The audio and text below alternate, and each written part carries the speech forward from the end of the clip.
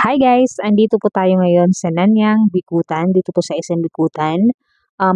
For the voiceover po muna tayo kasi nga ang lakas ng background music po nila. So, keep on watching guys. Tikman natin yung kanilang Hainanese chicken rice. Okay?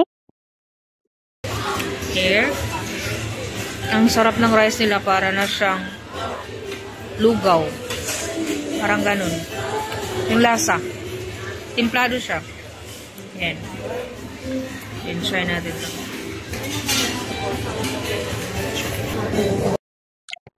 Hi guys! So, yun na nga. Finally, natikman ko na tong Nanyang. Madalas ko to siyang makita dito sa BGC.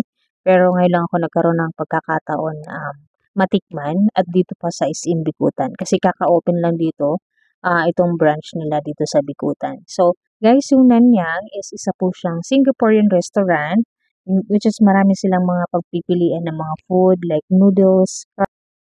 Tapos may mga beverages din po sila like yung mga milk tea, coffee, ayan.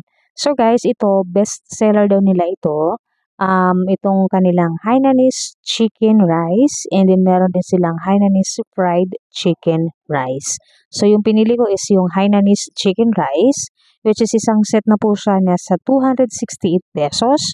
Meron ka ng sabaw, meron ka ng bok choy, yung vegetable, and then bibigyan ka nila ng mga condiments which is yung ginger, soy sauce, and then meron ako natingnan parang vinegar. So yung kanilang Hainanese chicken guys is matabang siya.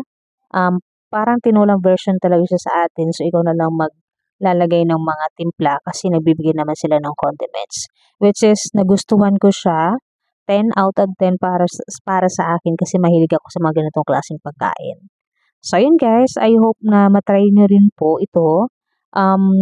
Very affordable price, hindi siya mabigat. Alam mo yun, meron ka ng isang set na meal for only 268 pesos. And then yung kanilang coffee dito guys, coffee jelly milk tea, nasa 130 pesos large na yun. So, ayan siya guys.